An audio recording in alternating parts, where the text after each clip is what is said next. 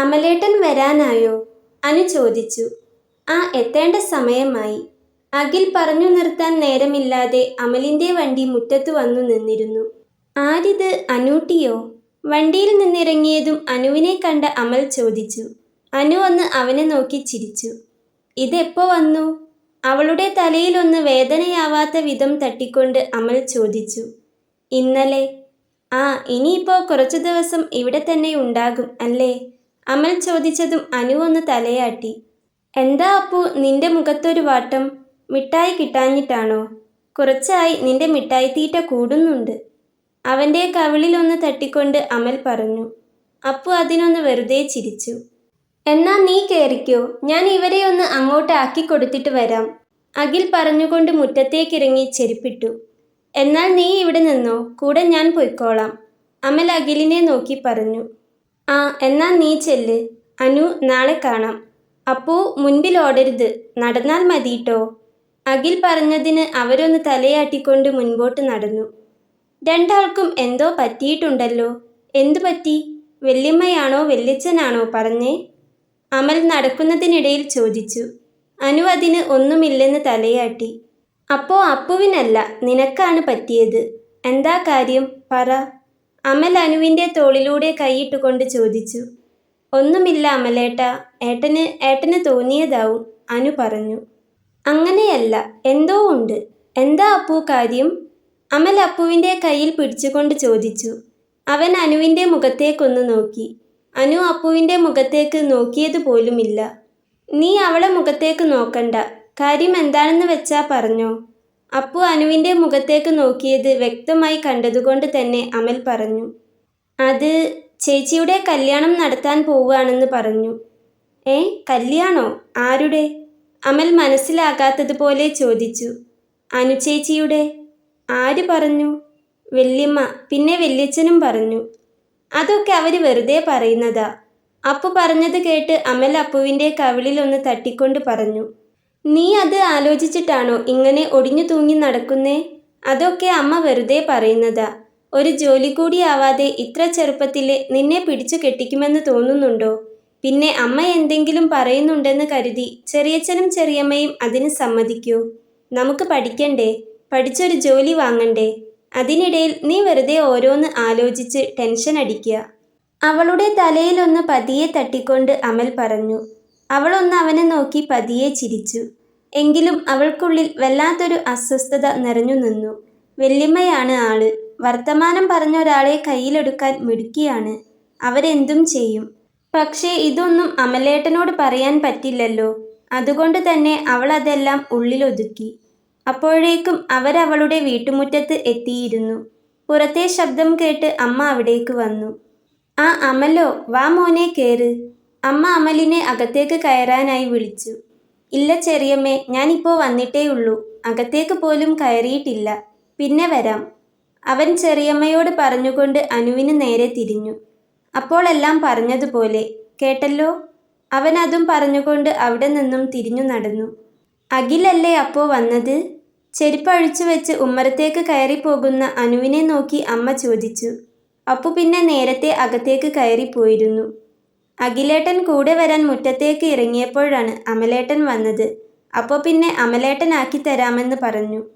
അതും പറഞ്ഞുകൊണ്ട് അനു ഹാളിലേക്ക് നടന്നു. ഏട്ടനില്ലേ അവിടെ? ഏട്ടനും ഏട്ടത്തിയുമൊക്കെ എന്തു പറഞ്ഞു? മേശപ്പുറത്ത് വെച്ച ജഗ്ഗിൽ നിന്നും വെള്ളം എടുത്തു കുടിക്കുമ്പോഴാണ് അനുവിനോട് അമ്മ അത് ചോദിച്ചത്. കുടിച്ചുകൊണ്ടിരുന്ന വെള്ളം അവളുടെ നെറുകിൽ കയറിപ്പോയി. അതുകണ്ട് അമ്മ വേഗം വന്ന് അവളുടെ നെറുകിൽ പതിയെ തട്ടിക്കൊടുത്തു. പെണ്ണിനെ കെട്ടിച്ചു വിടാനായി, എന്നിട്ടിപ്പോഴും വെള്ളം പോലും കുടിക്കാൻ പഠിച്ചിട്ടില്ല. നോക്കി കുടിക്കണ്ടേ അനു? അമ്മ ചോദിച്ചു. എന്നാൽ ഇപ്പോഴാണ് അവൾ ശരിക്കും ഞെട്ടിയത്. അമ്മ പോലും തന്നെ കെട്ടിച്ചു വിടാനായി എന്ന് കരുതി തുടങ്ങിയിരിക്കുന്നു. താൻ അറിയാതെ വല്യമ്മ വേറെയും എന്തൊക്കെയോ പറഞ്ഞു കൊടുത്തിട്ടുണ്ടാകും. അല്ലാതെ അമ്മ ഇങ്ങനെ പറയില്ല. അത് അവളുടെ വെറുമൊരു സംശയം മാത്രമല്ലായിരുന്നു. ഉച്ചയ്ക്ക് അവൾ ഉറങ്ങുന്ന നേരത്ത് വല്യമ്മ വീട്ടിൽ വന്നിട്ടുണ്ടായിരുന്നു. എന്തൊക്കെയോ കുറെ പറഞ്ഞു അമ്മയുടെ മനസ്സ് അത്യാവശ്യം മാറ്റിയെടുത്തിട്ടുണ്ട്. അനു ഒന്നും പറഞ്ഞില്ല, നേരെ മുറിയിലേക്ക് ചെന്നു. മനസ്സിലെന്തോ വല്ലാത്തൊരു അസ്വസ്ഥത നിറയുന്നു. ഇന്നലെ ഹോസ്റ്റലിൽ നിന്ന് വരുമ്പോൾ പോലും ഇങ്ങനെയൊന്നും ആയിരുന്നില്ല മനസ്സിൽ. എത്ര സന്തോഷത്തോടെയാണ് വന്നത്. PGക്ക് അഡ്മിഷൻ കിട്ടുമെന്നും കിട്ടുന്നത് എവിടെയാണെങ്കിലും പോകണമെന്നും മനസ്സിൽ ഉറപ്പിച്ചിരുന്നു. അതിനിടയ്ക്കുള്ള ദിവസം സന്തോഷത്തോടെയും സമാധാനത്തോടെയും വീട്ടിൽ നിൽക്കണം. അതുമാത്രമേ മനസ്സിലുണ്ടായിരുന്നുള്ളൂ. എന്തൊക്കെയോ ആലോചിച്ചുകൊണ്ട് അങ്ങനെ ഇരിക്കുമ്പോഴാണ് അപ്പു അവിടേക്ക് വന്നത്. ചേച്ചി ചേച്ചി കല്യാണം കഴിക്കാൻ പോവുകയാണോ? കല്യാണം കഴിച്ച് ഇവിടുന്ന് പോകുമോ? അപ്പു അവൾക്കരികിലേക്ക് വന്നുകൊണ്ട് ചോദിച്ചു.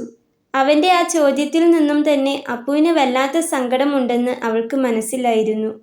ഏയ്, അങ്ങനെയൊന്നുമില്ല അപ്പു. അത് വല്യമ്മയും വല്യച്ഛനും ഒക്കെ വെറുതെ പറയുന്നതാ. ഏട്ടന്മാർ പറഞ്ഞത് കേട്ടില്ലേ? ചേച്ചിക്ക് ഇനിയും പഠിക്കണം, പഠിച്ച് ജോലി വാങ്ങണം, എന്നിട്ടേ കല്യാണം ഉണ്ടാകൂ എന്നൊക്കെ. ഉറപ്പാണോ? അപ്പുവിൻ്റെ കണ്ണുകൾ സന്തോഷം കൊണ്ട് വിടർന്നു. ആ, ഉറപ്പ്. അനു വരുത്തി തീർത്ത ഒരു പുഞ്ചിരിയോടെ തന്നെ അവനോട് പറഞ്ഞു. അച്ഛൻ വരുമ്പോൾ കുറച്ചുകൂടി നേരം വൈകിയിരുന്നു. അച്ഛൻ കുളി കഴിഞ്ഞു വന്നതും എല്ലാവരും ഒരുമിച്ചിരുന്ന് അത്താഴം കഴിച്ചു. ദൈവമേ, അമ്മ അച്ഛനോട് കല്യാണത്തെക്കുറിച്ചൊന്നും പറയല്ലേ എന്ന് അവൾ ആത്മാർത്ഥമായി പ്രാർത്ഥിച്ചു പോയിരുന്നു അപ്പോൾ. അതുപോലെ തന്നെ അമ്മ അപ്പോൾ അതിനെക്കുറിച്ചൊന്നും പറഞ്ഞതുമില്ല. അതവൾക്ക് വലിയ ആശ്വാസമായിരുന്നു. അന്നും അവളും അപ്പുവും ഒരുമിച്ചായിരുന്നു കിടന്നത്. ഉറങ്ങുന്നതിന് മുൻപ് അപ്പുവിൻ്റെ കൂടെ പാമ്പും കോണിയും ലുഡോബോളുമെല്ലാം കളിച്ച് ആകെ സന്തോഷത്തിലായിരുന്നു അപ്പു. അവൾ അറിയാതെ തന്നെ അപ്പുവിൻ്റെ കൂടെ കൂടി ആ കുറച്ചു സമയത്തേക്ക് തൻ്റെ ചിന്തകളെല്ലാം മറന്നുപോയിരുന്നു. വിജയേട്ട, ഞാൻ പറഞ്ഞ കാര്യം വിജയേട്ടൻ ശരിക്കൊന്ന് ആലോചിച്ചു നോക്ക്. രാത്രി ഉറങ്ങാൻ കിടക്കുമ്പോഴാണ് അനുവിൻ്റെ അമ്മ അനിത അവളുടെ അച്ഛനോട് അത് പറഞ്ഞത്. നീ എന്താ ഈ പറഞ്ഞു വരുന്നത്? അവളെ ഇപ്പോഴേ പിടിച്ചു കെട്ടിക്കണമെന്നാണോ? എന്തായാലും പെട്ടെന്ന് അങ്ങനെയൊന്നും വേണ്ട. അവൾക്ക് ഇനിയും പഠിക്കണമെന്ന് നല്ല ആഗ്രഹമുണ്ട്. തൽക്കാലം അതെന്താ ചെയ്യാൻ പറ്റുന്നതെന്ന് നോക്കട്ടെ. ഇന്നലെ സ്റ്റേഷനിൽ ഇറങ്ങിയപ്പോഴും അവൾ പറഞ്ഞത് പരീക്ഷ വലിയ പാടില്ലായിരുന്നു. PGക്ക് ചിലപ്പോൾ അഡ്മിഷൻ കിട്ടാൻ മതി. അത് എവിടെ കിട്ടിയാലും അവിടെ പോകും എന്നൊക്കെയാ അത്രയും പ്രതീക്ഷയോടെ അവൾ പറഞ്ഞത്. അവൾക്ക് പഠിക്കണമെന്ന് ആഗ്രഹമുണ്ടെങ്കിൽ നമ്മളല്ലേ അതിന് കൂട്ടുനിൽക്കേണ്ടത്? ഇപ്പോൾ പഠിച്ചില്ലെങ്കിൽ ഇനി എപ്പോഴാ? അച്ഛൻ അങ്ങനെ പറഞ്ഞതും അമ്മയുടെ മുഖം മാറി. അങ്ങനെയൊരു മറുപടി ആയിരുന്നില്ല അവർ പ്രതീക്ഷിച്ചത്. ഞാൻ അങ്ങനെയല്ല വിജയേട്ടാ പറഞ്ഞത്. ഏട്ടത്തി പറഞ്ഞതൊക്കെ ചിന്തിക്കുമ്പോൾ പെൺകുട്ടികളായാൽ ഈ പ്രായത്തിലൊക്കെ കല്യാണം കഴിക്കണം. 18 അല്ലല്ലോ, ഇതാ പറയുമ്പോഴേക്കും 21 ആകും. പിന്നെ അവളെ പഠിപ്പിക്കുമെന്ന് പറയുന്ന, പഠിപ്പിക്കാൻ മനസ്സുള്ള ആരെങ്കിലും വന്നാൽ നമുക്കതങ്ങ് നടത്തിയേക്കാം. അത്രയേ ഉള്ളൂ. അമ്മ പറഞ്ഞതും അച്ഛനൊന്ന് അവരെ നോക്കി. എന്തായാലും അതിപ്പോ ഈ രാത്രിയല്ലല്ലോ, നാളെ നേരം വെളുക്കട്ടെ, എന്നിട്ട് അവളോടൊന്ന് ചോദിക്കട്ടെ, എന്നിട്ട് എന്താണെന്ന് വെച്ചാൽ തീരുമാനിക്കാം. നീ ഇപ്പോൾ ഉറങ്ങാൻ നോക്ക്. അച്ഛൻ അതും പറഞ്ഞ് തിരിഞ്ഞു കിടന്നു. നല്ല പ്രായത്തിൽ പെൺകുട്ടികളുടെ കല്യാണം കഴിഞ്ഞില്ലെങ്കിൽ പിന്നെ നിന്നു പോകും. പിന്നെ കല്യാണം കഴിക്കാൻ ബുദ്ധിമുട്ടാണെന്ന് മാത്രവുമല്ല, പെൺകുട്ടികൾക്ക് എപ്പോഴാ ആരോടാ ഇഷ്ടം തോന്നുക എന്നൊന്നും പറയാൻ പറ്റില്ല. അങ്ങനെ എന്തിലെങ്കിലും പോയി ചെന്ന് ചാടിയാൽ പിന്നെ പറഞ്ഞിട്ട് കാര്യമില്ല. അതുകൊണ്ട് ഒന്നുമില്ലാതെ നിൽക്കുമ്പോൾ തന്നെ അങ്ങ് പിടിച്ചു കെട്ടിക്കുന്നതാണ് നല്ലത്. ഉച്ചയ്ക്ക് വല്യമ്മ വന്നപ്പോൾ പറഞ്ഞു കൊടുത്ത കാര്യങ്ങളായിരുന്നു അവളുടെ അമ്മയുടെ മനസ്സിലപ്പോൾ നിറഞ്ഞു നിന്നിരുന്നത്. അവരവരുടെ താലിയിൽ കൈകൊരുത്തുകൊണ്ട് എന്തൊക്കെയോ ചിന്തിച്ചങ്ങനെ കിടന്നു. എന്താ വിജി, നീ എന്താ വിളിച്ചേ? സുഖമാണോ? വല്യമ്മ രജനിയുടെ അനിയത്തിയാണ് വിജിത. അവരാണ് വിളിച്ചത്. അങ്ങനെയൊക്കെ പോകുന്നു. പിന്നെ ഞാൻ ചേച്ചിക്കൊരു വീഡിയോ അയച്ചിട്ടുണ്ട്. അതൊന്ന് കണ്ടു നോക്കിയിട്ട് എന്നെ ഒന്ന് വിളിക്ക്. അതും പറഞ്ഞുകൊണ്ട് അവർ ഫോൺ വെച്ചു. വല്യമ്മയ്ക്ക് സംഭവമൊന്നും മനസ്സിലായില്ല. എങ്കിലും എന്താണെന്ന് അറിയുവാനുള്ള ഒരു ആകാംക്ഷ അവർക്കുള്ളിൽ നിറഞ്ഞു. അവർ പെട്ടെന്ന് തന്നെ വാട്സാപ്പിൽ കയറി. വാട്സാപ്പിൽ വന്ന ആ വീഡിയോ പ്ലേ ചെയ്യുമ്പോൾ ആദ്യം അവർക്കൊന്നും മനസ്സിലായില്ല. പിന്നെ അവരുടെ ചുണ്ടിലൊരു പുഞ്ചിരി വിരിഞ്ഞു. താൻ വിചാരിച്ചിടത്തേക്ക് കാര്യങ്ങൾ കൊണ്ടുപോകാൻ ഇത് നല്ലൊരു മാർഗമാണെന്ന് അവർക്ക് തോന്നി. ആ വീഡിയോയിൽ അസാധാരണമായി യാതൊന്നുമില്ലെങ്കിലും അങ്ങനെയൊന്ന് ഉണ്ടാക്കിയെടുക്കുവാൻ തനിക്കാകുമെന്ന് അവർക്ക് നല്ല ഉറപ്പുണ്ടായിരുന്നു. അവർ വേഗം തന്നെ വിജിയുടെ നമ്പറിലേക്ക് തിരിച്ചു വിളിച്ചു. അവരെ കല്യാണം കഴിച്ചയച്ചത് അവിടെയാണ്. എന്തോ കാര്യത്തിനായി പുറത്തിറങ്ങിയപ്പോഴാണ് റോഡിൽ നിന്നും സംസാരിക്കുന്ന അനുവിനെയും മറ്റൊരു ചെറുപ്പക്കാരനെയും കാണുന്നത്. സൂക്ഷിച്ചു നോക്കിയപ്പോൾ അത് അനുപമയാണെന്ന് മനസ്സിലായി. ഇവർക്ക് ആദ്യമേ അനുവിൻ്റെ അമ്മയെ ഒന്നും കണ്ണിന് നേരെ കണ്ടുകൂടാ. അതിന് കാരണവും വല്യമ്മ തന്നെയാണ്. ഉള്ളതും ഇല്ലാത്തതും എല്ലാം കൂടി പറഞ്ഞു പറഞ്ഞ് അനുവിൻ്റെ അമ്മയെ ഒരു ദുഷ്ട സ്ത്രീയാക്കിയാണ് മറ്റുള്ളവരുടെ മുൻപിൽ വെച്ചിട്ടുള്ളത്. എന്നാൽ ഇതൊന്നും അനിതയ്ക്കറിയില്ല. അവരോട് എപ്പോഴും തേനൊലിപ്പിച്ചു മാത്രമേ വല്യമ്മ സംസാരിക്കാറുള്ളൂ. പക്ഷേ മനസ്സ് നിറയെ അവരോടുള്ള കുശുമ്പും ദേഷ്യവുമാണ്. ഇപ്പോൾ ചേച്ചിക്കും അനിയത്തിക്കും സംസാരിച്ചിരിക്കാൻ ഒരു കാരണം കൂടി കിട്ടി. ഇല്ലാത്ത കാര്യങ്ങളൊക്കെ കരുതിക്കൂട്ടി പറഞ്ഞ് അവർ പലതരത്തിലും ആ വീഡിയോയെ വ്യാഖ്യാനിച്ചു കൂട്ടി. അന്ന് രാത്രി കിടക്കുമ്പോൾ വല്യമ്മയുടെ മനസ്സിൽ ചിന്തകൾ പലതായിരുന്നു. അവർക്ക് ആ രാത്രി സമയം ഒട്ടും മുൻപോട്ട് പോകുന്നില്ലെന്ന് തോന്നി. എത്രയും വേഗം ഒന്ന് നേരം വെളുത്തിരുന്നെങ്കിൽ ഈ ബോംബ് അവിടെ ചെന്ന് പൊട്ടിക്കാമായിരുന്നു. ആ ത്രില്ലിലായിരുന്നു അവരപ്പോൾ. നിനക്ക് ഉറങ്ങാനായില്ലേ മോനെ? ഉമ്മറത്തെ പടിയിലിരുന്ന് ദൂരെ ആകാശത്തേക്ക് നോക്കിയിരിക്കുമ്പോഴാണ് പുറകിൽ നിന്നും അമ്മ അത് ചോദിച്ചത്. ആൽബിൻ ഒന്ന് തിരിഞ്ഞു നോക്കി. ഞാൻ ചുമ്മാ. അമ്മ കിടന്നതല്ലായിരുന്നോ? പിന്നെ എന്തേ എഴുന്നേറ്റ് പോന്നത്? ആൽബിൻ അമ്മയെ നോക്കി ചോദിച്ചു. കിടന്നതാടാ, പക്ഷേ എന്തോ ഉറക്കം വരുന്നില്ല, അമ്മ പറഞ്ഞുകൊണ്ട് അവൻ്റെ അരികിൽ വന്നിരുന്നു. എന്തുപറ്റി? വയ്യായികയൊന്നും ഇല്ലല്ലോ? ആൽബിൻ നേർത്തൊരു ആവലാതിയോടെ തന്നെ ചോദിച്ചു. ഏയ് അതൊന്നുമല്ലടാ, നല്ല ചൂടല്ലേ, ഫാനിന് കാറ്റൊന്നും ഇല്ലാത്തതുപോലെ തോന്നുക. അങ്ങനെ സാരമില്ല, എനിക്ക് ജോലി കിട്ടിയാൽ അമ്മയ്ക്ക് ഞാൻ AC വെച്ച് തരാം. അപ്പോൾ പിന്നെ എന്നും മഞ്ഞിൽ കിടക്കുന്നത് പോലെ തണുത്തു വിറച്ചങ്ങ് കിടക്കാം, അവനൊരു തമാശ പോലെ അമ്മയോട് പറഞ്ഞു. ഓ AC ഒന്നും വേണ്ട, നിനക്കൊരു ജോലിയായി കണ്ടാൽ മതി. അമ്മയ്ക്ക് അത് മാത്രമേ ഉള്ളൂ ഇപ്പോൾ. അവൻ്റെ കയ്യിലൂടെ പതിയെ തലോടിക്കൊണ്ട് അമ്മ പറഞ്ഞു. അതൊക്കെ നമുക്ക് പെട്ടെന്ന് തന്നെ ശരിയാക്കാം. അല്ല, ശരിയാവും. അവനും അമ്മയുടെ കയ്യിൽ പതിയെ കൈ ചേർത്തുകൊണ്ട് പറഞ്ഞു. പുറത്തു വന്നിരിക്കുമ്പോൾ ചൂടിന് പിന്നെയും ഒരു ആശ്വാസമുണ്ട്. അകത്ത് ഫാൻ ഉണ്ടെങ്കിലും ചൂട് കാറ്റാണ്. അതുകൊണ്ട് തന്നെ പുറത്തെ ആ ഇളം കാറ്റേറ്റ് അമ്മയും മകനും കുറച്ചു നേരം കൂടി അവിടെയിരുന്നു. അമ്മ മുറിയിൽ ചെന്ന് കിടന്ന ശേഷമാണ് അവൻ അവൻ്റെ മുറിയിലേക്ക് വന്നത്. ഉറങ്ങാൻ തോന്നിയില്ല. നേരെ ചെന്ന് പഠിക്കാനിരുന്നു. കോളേജ് പഠനം കഴിഞ്ഞെങ്കിലും അവന് വെറുതെ ഇരിക്കാൻ ആകുമായിരുന്നില്ല. PSC റാങ്ക് ഫയൽ എടുത്ത് കർത്താവിനെ വിചാരിച്ചു പഠിക്കാനിരുന്നു. നിന്റെ ദൈവമായ യഹോവ എന്ന ഞാൻ നിന്റെ വലം കൈ പിടിച്ചു നിന്നോട് ഭയപ്പെടേണ്ട, ഞാൻ നിന്നെ സഹായിക്കും എന്ന് പറയുന്നു. യെശയ്യാ 41:13. ആ ദൈവവചനം മനസ്സിൽ വിചാരിച്ചുകൊണ്ട് അവൻ പുസ്തകം തുറന്നു. ഇത് ആൽബിൻ. അവന് സ്വന്തമെന്ന് പറയാൻ അമ്മ മാത്രമേയുള്ളൂ. അവൻ ഏക മകനാണ്. അച്ഛനാണെങ്കിൽ 2 വർഷം മുൻപ് മരിച്ചു. ഇപ്പോൾ അവൻ ജീവിക്കുന്നത് തന്നെ അമ്മയ്ക്ക് വേണ്ടിയാണ്, പിന്നെ അവൾക്കും. അവളെക്കുറിച്ച് ഓർക്കുമ്പോൾ തന്നെ അവൻ്റെ ചുണ്ടിലൊരു പുഞ്ചിരി വിരിയും. രാത്രി അത്താഴം കഴിഞ്ഞ് ഉറങ്ങാൻ കിടന്നതായിരുന്നു അനു. അരികിലായി തന്നെ അപ്പുവുമുണ്ട്. അപ്പോഴാണ് അമ്മയുടെ വിളി വന്നത്. എന്താ അമ്മേ? ഉറക്കം പാതിയിൽ മുറിഞ്ഞ ഉറക്കച്ചടവോടെ അവൾ ചോദിച്ചു. നിന്നെ അച്ഛൻ വിളിക്കുന്നു, ഒന്നിങ്ങ് വന്നേ. അമ്മ അത് പറഞ്ഞതും അവളുടെ നെറ്റി ഒന്ന് ചുളിഞ്ഞു. അച്ഛൻ ഇപ്പോൾ വിളിക്കണമെങ്കിൽ എന്തായിരിക്കും കാരണം? ഇന്നലെ രാത്രി പ്രതീക്ഷിച്ചതുപോലെ അച്ഛൻ ഒന്നും ചോദിച്ചില്ല. അപ്പോൾ പിന്നെ കല്യാണത്തെപ്പറ്റി ചോദിക്കാൻ തന്നെയായിരിക്കും. അതിന് ഇനിയും സമയമുണ്ടല്ലോ. ഈ രാത്രി തന്നെ ഇപ്പോൾ വിളിച്ചു ചോദിക്കേണ്ട കാര്യമുണ്ടോ? അവൾ അരികിൽ കിടക്കുന്ന അപ്പുവിനെ ഒന്ന് നോക്കി. അമ്മ വന്ന് വിളിച്ചതൊന്നും അവൻ അറിഞ്ഞിട്ടില്ല. അവൻ നല്ല ഉറക്കമാണ്. അവൾ അമ്മയുടെ മുഖത്തേക്കൊന്ന് നോക്കി. വല്ലാത്ത ദേഷ്യം നിറഞ്ഞു നിൽക്കുന്നത് പോലെ. ഇന്ന് രാവിലെ മുതൽ ഇങ്ങനെ തന്നെയാണ്. പക്ഷേ ഒന്നും പറഞ്ഞ് ദേഷ്യപ്പെട്ടിട്ടില്ല. എന്തിന്, ഒന്ന് സംസാരിച്ചിട്ട് പോലുമില്ല. പക്ഷേ ഇപ്പോൾ അമ്മയുടെ മുഖത്തു നിന്നും കാര്യം അത്ര പന്തിയല്ലെന്ന് തോന്നുന്നു. എന്ത് ആലോചിച്ചു നിൽക്കുക നീ? വന്നേ നീ. അമ്മ അതും പറഞ്ഞ് മുറുക്കി പുറത്തേക്ക് നടന്നു. കാര്യം അത്ര പന്തിയല്ലെന്നുള്ളതുകൊണ്ട് തന്നെ അല്പം പേടിയോടെയാണ് അവൾ അമ്മയ്ക്ക് പിന്നാലെ നടന്നത്. ഹാളിലെ മേശയ്ക്കരികിൽ അച്ഛൻ ഇരിപ്പുണ്ട്. അച്ഛൻ്റെ മുഖത്തും വല്ലാത്ത ദേഷ്യമുള്ളതുപോലെ. ഇതിനു മുൻപൊരിക്കലും താൻ അച്ഛനെ ഇങ്ങനെ കണ്ടിട്ടില്ല. അവൾ പതിയെ അയാൾക്ക് അരികിലേക്ക് ചെന്നു. അച്ഛാ, അച്ഛൻ എന്താ വരാൻ പറഞ്ഞേ? ഇതുവരെ ഒരിക്കലും തോന്നിയിട്ടില്ലാത്ത ഒരു തരം പേടിയോടെ അവൾ പതിയെ അയാളോട് ചോദിച്ചു. അയാളൊന്ന് അവളെ നോക്കി. പിന്നെ നീട്ടി ഒരു ദീർഘശ്വാസം എടുത്ത ശേഷം പതിയെ പറഞ്ഞു തുടങ്ങി. നിന്റെ ഡിഗ്രി കഴിഞ്ഞില്ലേ? ഇനി നിനക്ക് കല്യാണം ആലോചിച്ചു തുടങ്ങിയാലോ എന്നാ. യാതൊരു മയവുമില്ലാതെ അച്ഛൻ പറഞ്ഞു. കേട്ട കാര്യം പ്രതീക്ഷിച്ചതാണ്. എങ്കിലും വല്ലാത്തൊരു വെപ്രാളം പോലെ. അത് അച്ഛാ, എനിക്ക് പഠിക്കണം. ഞാൻ പറഞ്ഞില്ലേ, PGക്ക് എന്തായാലും എവിടെയെങ്കിലും അഡ്മിഷൻ കിട്ടും. അച്ഛനും സമ്മതിച്ചതല്ലേ അതിന്? അവൾ പതിയെ പറഞ്ഞു. എവിടെയെങ്കിലും അഡ്മിഷൻ കിട്ടും പോലും, എവിടെ കിട്ടിയാലും പോകും പോലും. എന്നിട്ടെന്തിനാ? കണ്ടവന്മാരുടെ കൂടെ ഇറങ്ങിപ്പോകാനാണോ? അതിനാണോടി നീ PGക്ക് പഠിക്കാൻ പോകുന്നത്? പെട്ടെന്നാണ് അച്ഛൻ്റെ ശബ്ദം ഉയർന്നത്. ഒരു വിറയൽ അവൾക്കുള്ളിലൂടെ പാഞ്ഞുപോയി. അവൾ ഒരു പേടിയോടെ അച്ഛനെയും പിന്നെ അമ്മയെയും മാറി മാറി നോക്കി. അച്ഛാ, അച്ഛൻ എന്തൊക്കെയാ ഈ പറയുന്നേ? എനിക്കൊന്നും അറിയില്ല.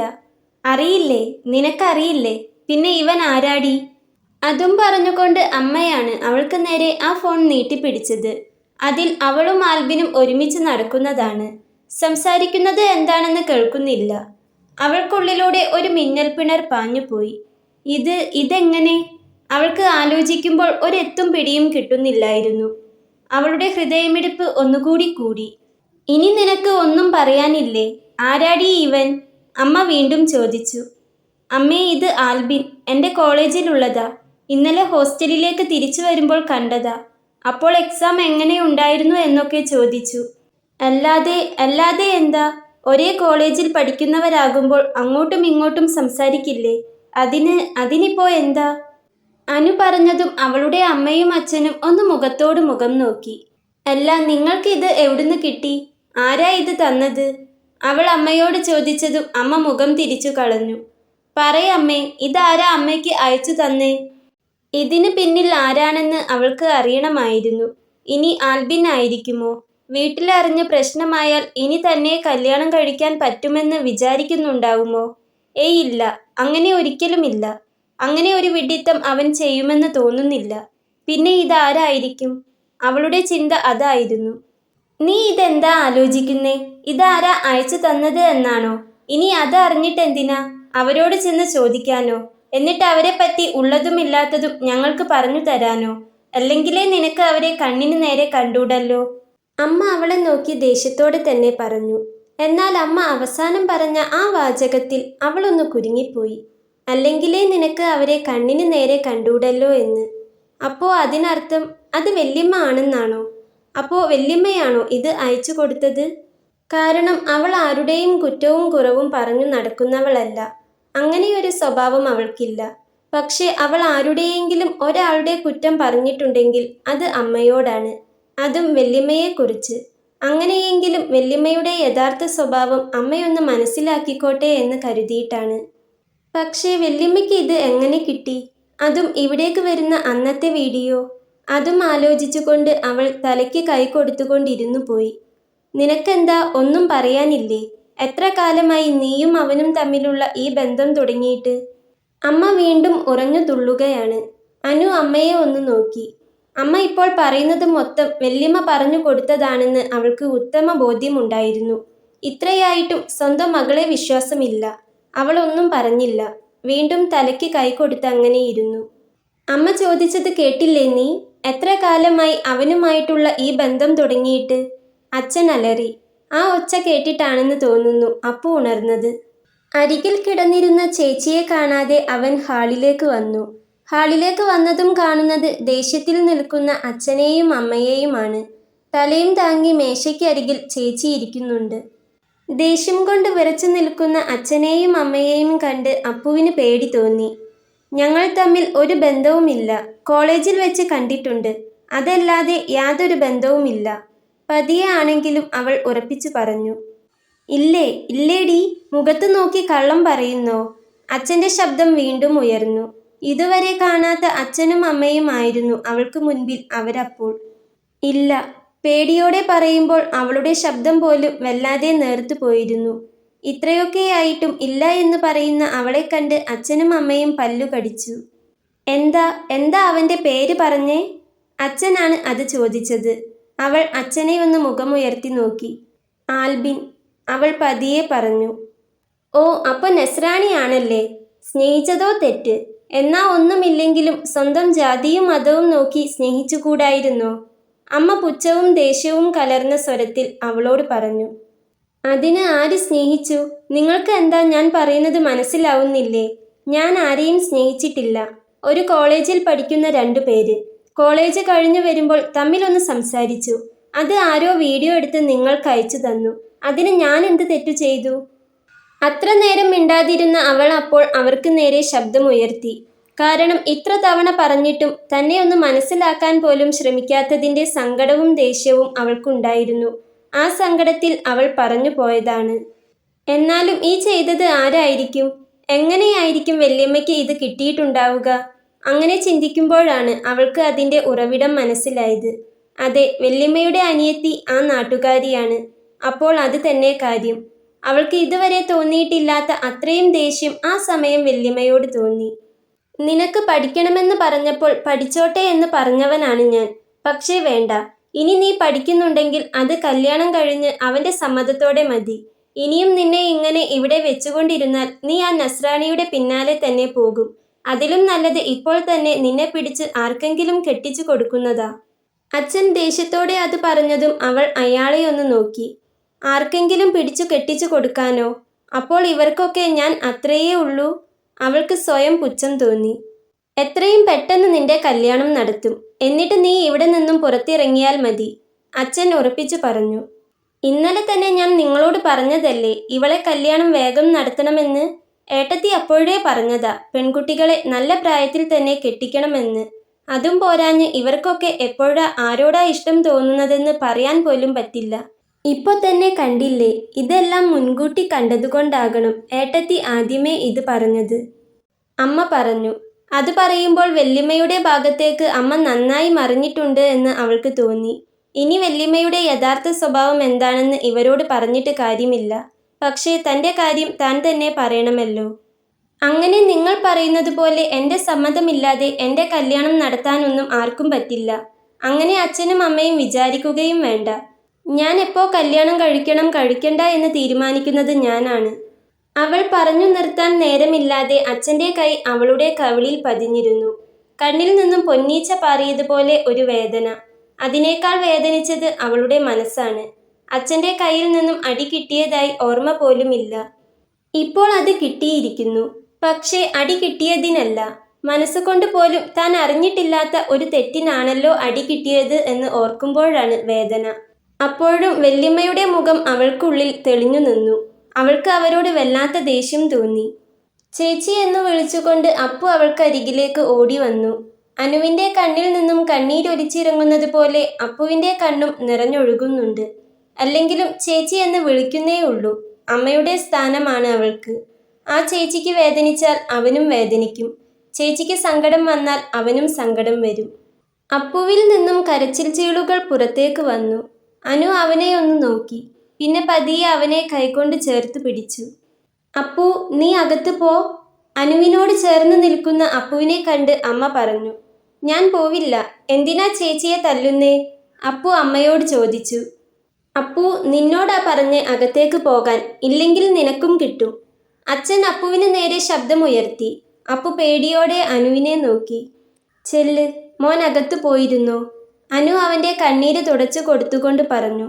അപ്പു ഒന്ന് അവളെ നോക്കിക്കൊണ്ട് മുറിയിലേക്ക് ചെന്നു.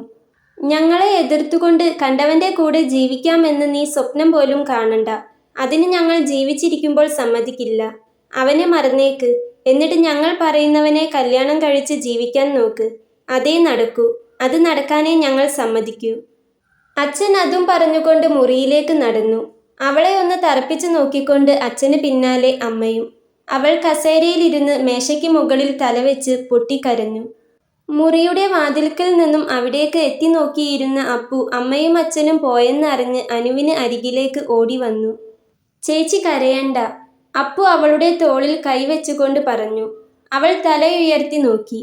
നിറകണ്ണുകളോടെ നിൽക്കുന്ന അപ്പുവിനെ കണ്ട് അവളുടെ സങ്കടം വീണ്ടും വർദ്ധിച്ചു. അപ്പു പോലും തന്നെ മനസ്സിലാക്കുന്നു. എന്നിട്ടും അമ്മയും അച്ഛനും എന്താ ഇങ്ങനെ? കരയേണ്ട, സാരമില്ല, അപ്പു അവളുടെ കണ്ണീര് തുടച്ചു കൊടുത്തുകൊണ്ട് പറഞ്ഞു. അനു അപ്പുവിനെ നോക്കി ഒന്ന് പതിയെ ചിരിക്കാൻ ശ്രമിച്ചു. പക്ഷേ ആ ശ്രമം തീർത്തും പരാജയപ്പെട്ടു. പിറ്റേന്ന് ഞായറാഴ്ചയായിരുന്നു. എല്ലാവർക്കും അവധിയുള്ള ദിവസം. രാവിലെ തന്നെ വീട്ടിൽ ചർച്ചയ്ക്കുള്ള തയ്യാറെടുപ്പിലാണ്. അധികം ആരുമില്ല. വല്യമ്മയും വല്യച്ഛനും പിന്നെ ഏട്ടന്മാരും മാത്രം. ബാക്കിയുള്ളവരോടെല്ലാം എന്തെങ്കിലും ഒരു തീരുമാനം എടുത്തിട്ട് പറയാമെന്നാണ്. അമ്മയോട് അങ്ങനെ പറഞ്ഞതും വല്യമ്മ തന്നെയാണ്. അതുകൂടിയായതും അമ്മ വിചാരിച്ചു വെച്ചിരിക്കുന്നത് വല്യമ്മയ്ക്ക് അവരോട് വല്ലാത്ത സ്നേഹമാണെന്നാണ്. കുടുംബക്കാരും നാട്ടുകാരും അറിഞ്ഞ് തൻ്റെ മോൾക്ക് ഒരു ചീത്തപ്പേര് വരരുതെന്ന് കരുതിയാണ് വല്യമ്മ അങ്ങനെ പറഞ്ഞത് എന്നാണ് അമ്മയുടെ വിചാരം. എന്നാൽ അതിനു പിന്നിലും വല്യമ്മയ്ക്ക് ചില ധാരണകളുണ്ടായിരുന്നു. ഈ കാര്യങ്ങളെല്ലാം ബാക്കിയുള്ളവർ അറിഞ്ഞാൽ അവർ അവൾക്ക് പല ആലോചനകളും കൊണ്ടുവരും. അതിൽ നല്ലത് നോക്കി ഇവർ നടത്തുകയും ചെയ്യും. എന്നാൽ അത് വേണ്ട. അവൾക്ക് വേണ്ട ആലോചനയും താൻ തന്നെ കൊണ്ടുവരും. ഒരു തരത്തിൽ ചിന്തിച്ചാൽ വല്യമ്മയ്ക്ക് എന്തിനാണ് അനുവിനോട് ഇത്രയും പകയെന്ന് അറിയുന്നില്ല. എന്തായാലും ഈ കുടുംബത്തിൽ ഒരു നല്ല കാര്യം ഉണ്ടാകുന്നത് വല്യമ്മയ്ക്ക് സഹിക്കില്ല. കുറച്ച് കഷ്ടപ്പാടും പ്രയാസവും വന്നാലോ അത് വല്യമ്മയ്ക്ക് വലിയ സന്തോഷവുമാണ്. വല്യമ്മയും അമ്മയുമാണ് ആ വീട്ടിലെ രണ്ടു മരുമക്കൾ. വല്യമ്മയുടെ കുരുട്ടു സ്വഭാവം മനസ്സിലായതുകൊണ്ടാകണം അവരുടെ അമ്മായിയമ്മയ്ക്ക് ഇളയ മരുമകളോടായിരുന്നു സ്നേഹം. എന്നുവെച്ച് വേർതിരിവ് കാണിച്ചു എന്നല്ല, ഒരിത്തിരി സ്നേഹക്കൂടുതൽ. അതുകൊണ്ടാകണം വല്യമ്മയ്ക്ക് അനുവിൻ്റെ അമ്മയോട് ഇത്രയും ദേഷ്യം തോന്നാൻ കാരണം. അതല്ലാതെ വേറെ പ്രത്യേകിച്ച് കാരണങ്ങളൊന്നും പ്രത്യക്ഷത്തിലില്ല.